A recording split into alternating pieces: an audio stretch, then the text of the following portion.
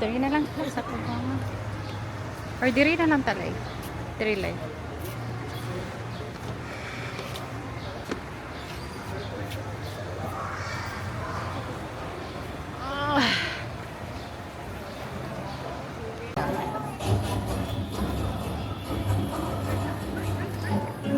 Now here we go, ladies and gentlemen. Let's start our show by welcoming our flag raising bird, Magic. And there is our green wing. Now these birds are widespread throughout the forested woodlands of northern and central South America.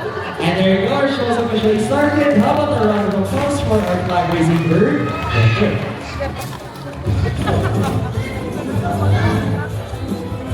So hello everyone, mayong sa tanan, and welcome to Cebu Ocean Park's Happy Theater. My name is Vince and I'll be your host for today's show. And our next set of birds are just like any best friends. Now we know that sometimes friends can be competitive, right? So let's meet Blue and Azul. And today these two will battle over who's gonna be the best in the basketball game.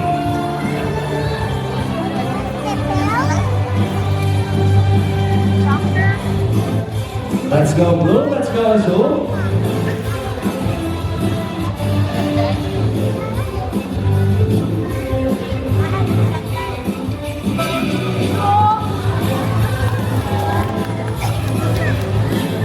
Okay, now here is Blue and the trainer Mary, we have Azul. Now before we start this battle, I'll be dividing you guys into two groups. Now first up for the boys, let me hear you cheer for Blue. Say go Blue, go Blue. And now for the girls, let me hear you cheer for Azul. Come on girls, say go Azul, go Azul. Okay, now are you guys ready for the basketball game? Oh, you want one more energy? Again, are you guys ready? Hey, birds ready? Trainers ready? And go! Let's go Blue, let's go Azul. So first ball for both birds.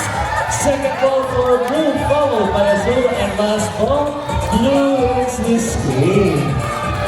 That's all right, Azul. So trainer Mary, you lost this game. What can you say?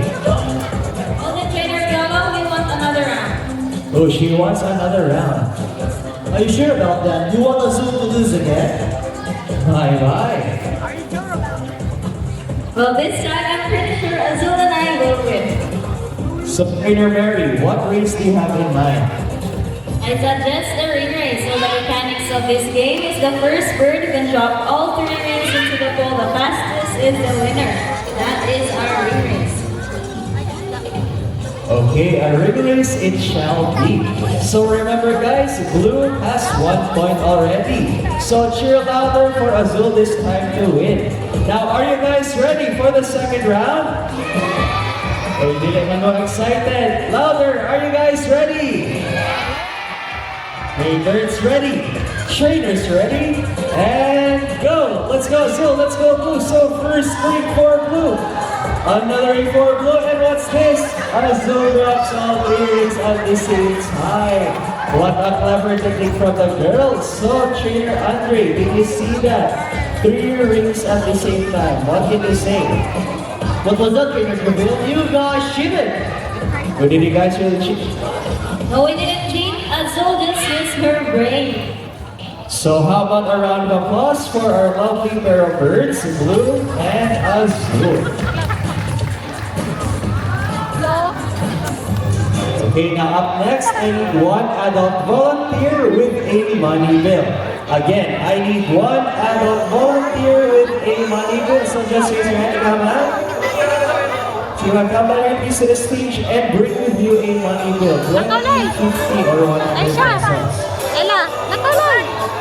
Ella. Okay, notice most of the birds here in the show are parrots. That is because they're highly intelligent, charismatic, and musically inclined. So when Toma, please stand over here.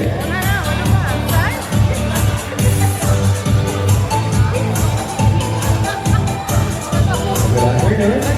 So please stand right there and face the table and extend your left arm sideways like this.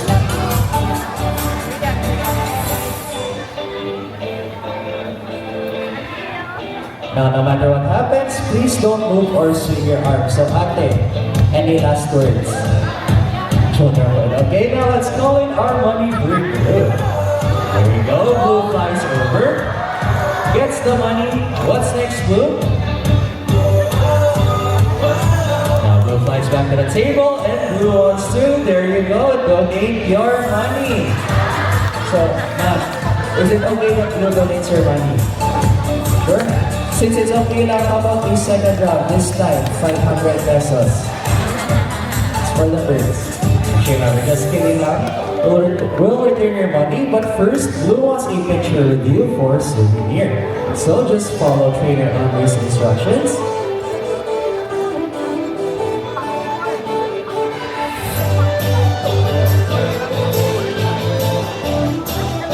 Okay, to give us your best smiling pose with our money bird Blue.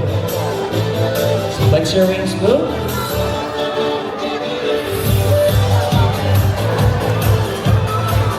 Okay, thank you so much, and here's your money back. And for a while, please call our photographer. He'll give you a free printed copy of your picture. So a round of applause for our volunteer and our money bird. Okay, now up next, we'll introduce you guys to our 3 lovely parrots here in Cebu Ocean Park. So first up, we have our green macaw bandit. Next is our Eclectus parrot red. And lastly, we have our blue and gold macaw goldie. So you guys will get up close and personal with our 3 lovely birds. But just a friendly reminder, if our birds and trainers will roam around you, please don't touch or grab the feathers of our birds. Again, if magkapit ako mga birds, ayaw sila nandali kapon kay mamaak na sila. Okay? So let's wait for Bandit, Red, and Goldie. Dali ka!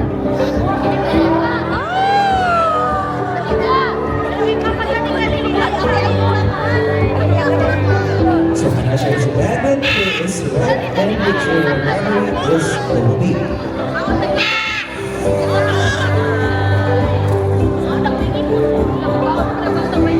So first up on your right, we have our green winged macaw bandit.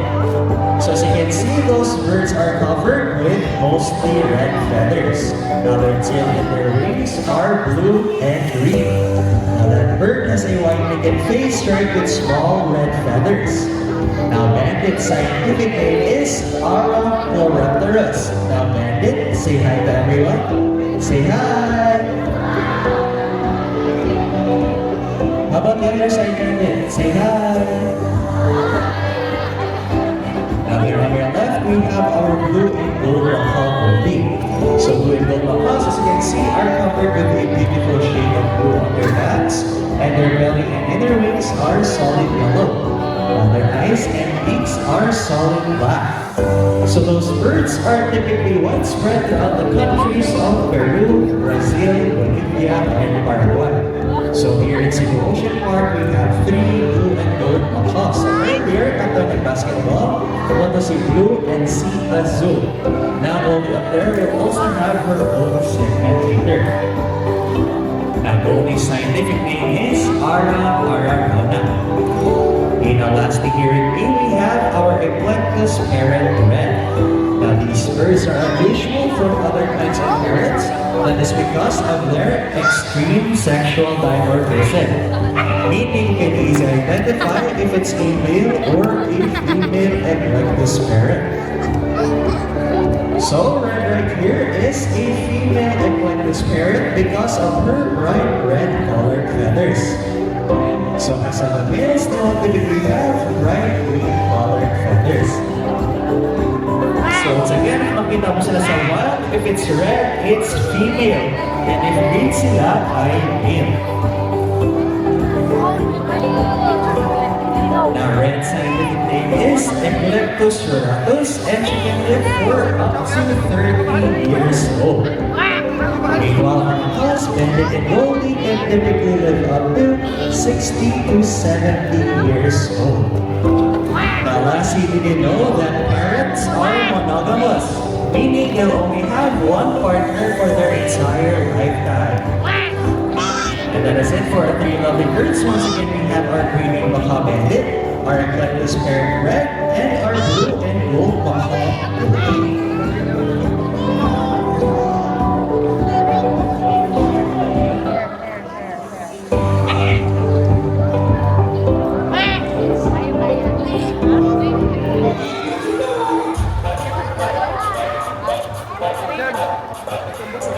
Now, parents are very intelligent animals. That is why we continue enhancing their skills so that they won't get bored. Now, here is a shape box puzzle. So let's call in Bend over once again to show us how intelligent he is by arranging the shapes right back to their correct slots.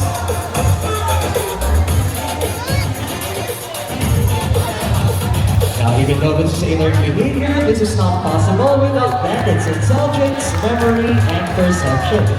So in the wild, they use this skill to find food, shelter, and a good place to nest.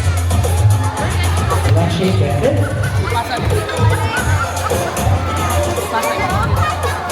And there you go, intelligent, right? How about a round of applause for intelligent bird? Bandit.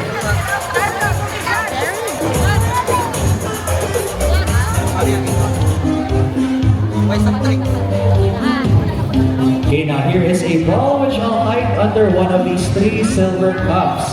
So you see all the cups are empty. Now which side do you want me to hide this ball? On your left, right, or in the middle? Right. Again guys, asa ka side? Left, right, or middle? Right. Okay, let's place it right here. Now let's call in our psychic bird, Goldie. Now if it Goldie can find the hidden object. If it's a yes, let me hear you cheer. You can do it, Goldie. Okay, Goldie, find us the hidden object. Now Goldie searching, scanning each cup, using her psychic powers. Oh, she's sensing something. And there you go, she found it. A round of applause for our psychic bird, Goldie.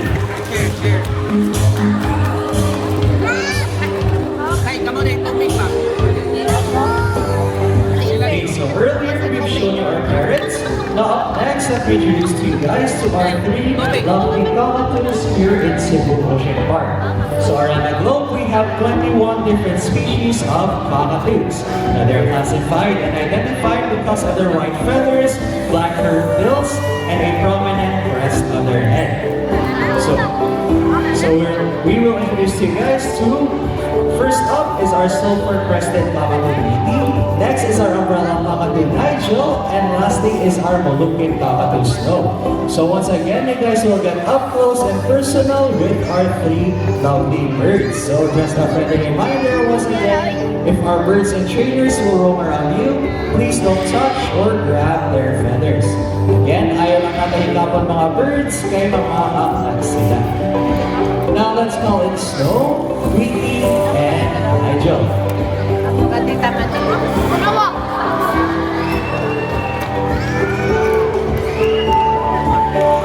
So this is Snow, this is Niti, and that right there is Nigel.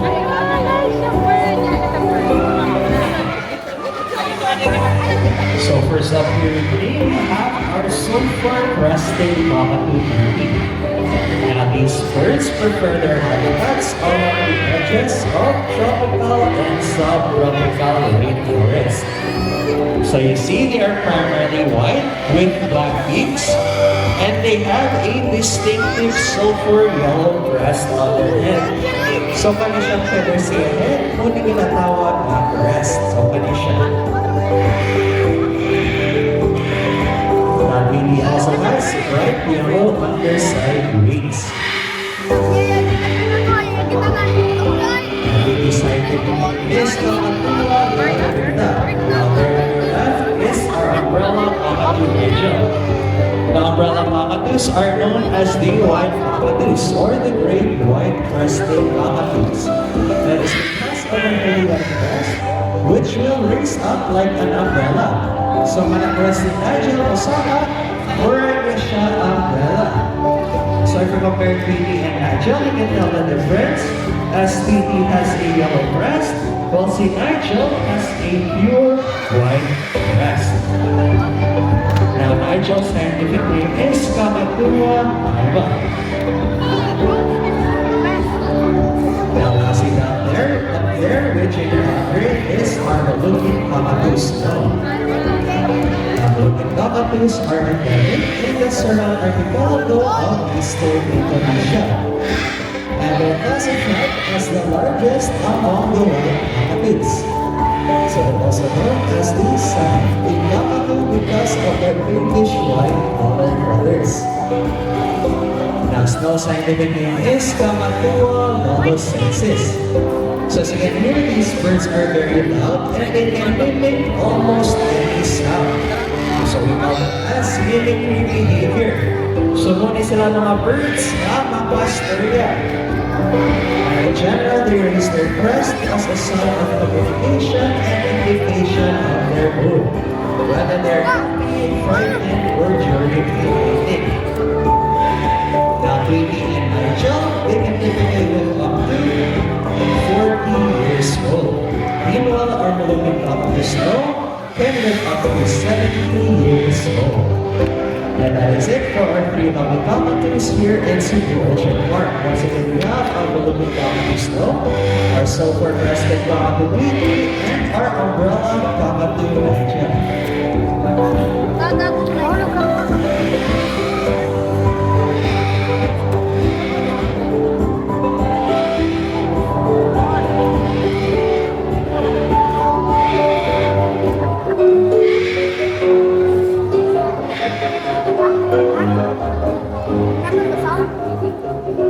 Okay guys, kinsa diri ganahan mag-math? Bright diri mag-math? Okay, gamay lang. Well, does everyone know addition? Wala man. Well, do you think birds can do math? Yes or yes? Yes. Oh. Well, our next set of birds will be almost baffled and amazed. Now, before we begin, can you give me 2 numbers from 1 to 20?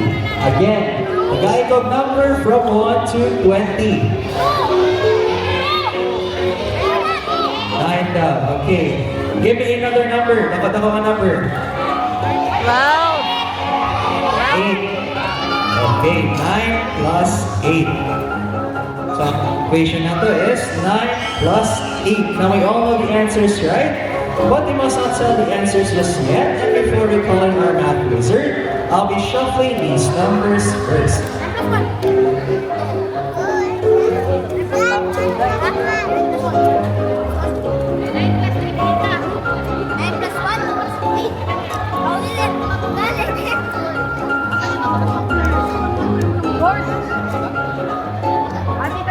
There we go. Now the numbers have been shuffled. Now let's call in our math wizard Snow.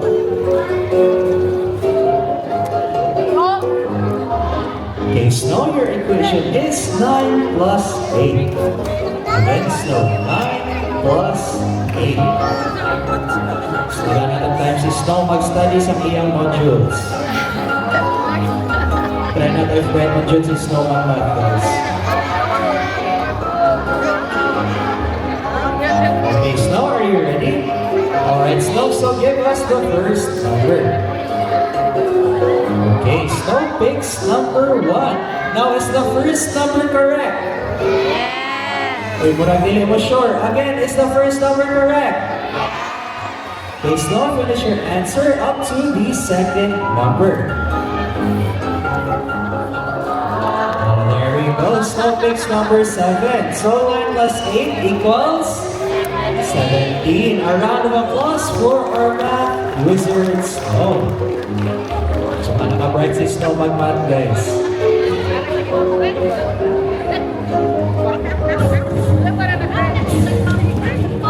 Now, the next set of birds that we're about to show you are different from the colorful parrots and cockatoos we've seen earlier. Now, they're called birds of prey or raptors, meaning to seize or to take by force. So around the globe, we have 446 kinds of raptors. Now here in Cebu Ocean Park, we have 2. First is our Brahminy kite, and next is our Philippine serpent eagle.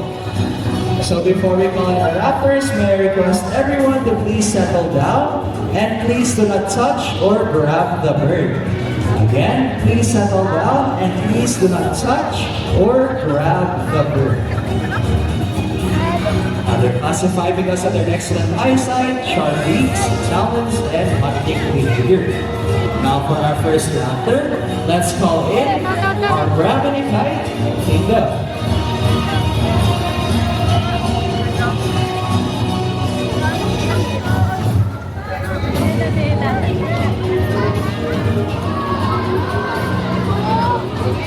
Now, Brahminy kites are scientifically known as Polyester indus.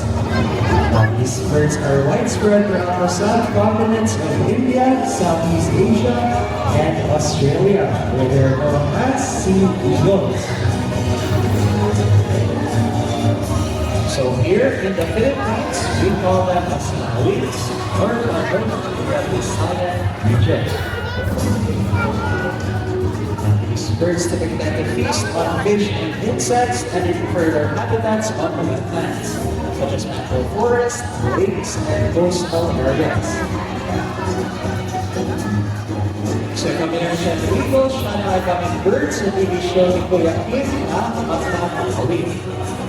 Also, you notice our juniors are wearing gloves. Those are called falconry gauntlets. And it's with arms from which are beaks and talons. So para sa kingdom, pinawag mo na siya ng construction boundary sa amphitheater. So usually, mag-fly na siya.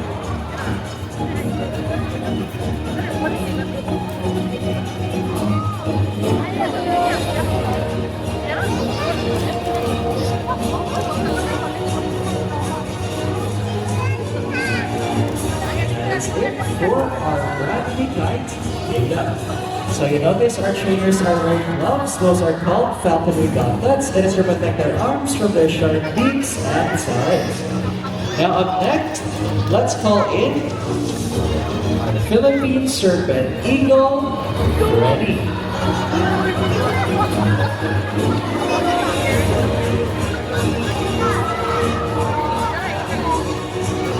The Philippine serpent eagle is endemic in the major islands of the Philippines, usually found on open woodlands and forests. Our friendly scientific name is Pylornis holospilus, and they're called serpent eagles because in the wild, their primary diet consists of much bigger animals such as mice, smaller birds, reptiles, and snakes. They're distinguishable from other species of eagles by more well-defined spots on their bodies and wings. So Philippine eagle and Philippine serpent eagles are two different birds. So Panasig Freddy is a serpent eagle, while a Philippine eagle 3 times larger than Freddy.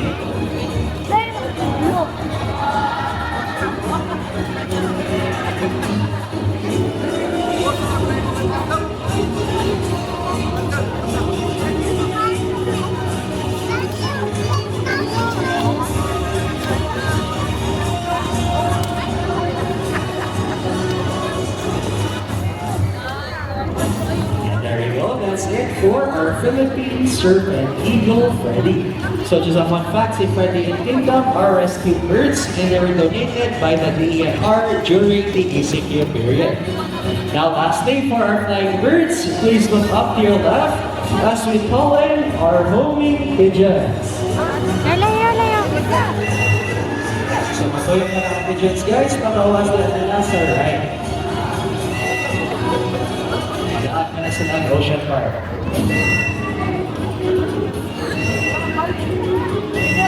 Bawas sila in 3, 2, 1. There you go, our moving pigeons. Now these birds have a special sex called magnetic reception, meaning they'll always fly back to their nest to mate. They use their special field to detect altitude, location, and direction. And that is it for our flying birds and our homing pigeons. Okay, now lastly, here in Cebu Ocean Park, we believe there is hope. Not only do we protect our friends in the ocean, but also in the land and air. So does everyone remember the 3 R's? It's reduce, reuse, and Recycle. So let's call in our lovely bird once again to show us the proper waste disposal. Ha? Let's go, Nauna. Bandit. So unfortunately, a lot of animals today are struggling because of pollution and improper waste management. So always keep in mind to reduce waste, reuse plastics, and recycle everything we can. Last trash, Bandit. So see if Bandit and our trainer can do it, then so can we. Okay, so ladies and gentlemen, before we end the show, may I invite each and everyone to come down here to the stage and you can have the chance to take pictures with our birds. Once again, after the show, mga nalpo sa stage, mga home birds, and picturean. So ladies and gentlemen, that is the end of our bird show. I hope you enjoyed the show and your time here in Cebu Ocean Park. So let me acknowledge all the birds and trainers that made the show possible today. We have Trainer Kat up there as our DJ, Trainer Marilyn Bandit, and Trainer Andre at the back of the house. And once again, I am Vince. Thank you for watching and goodbye. So once again guys, it's again I have pictures of birds just for the right here on the right side. Now a chance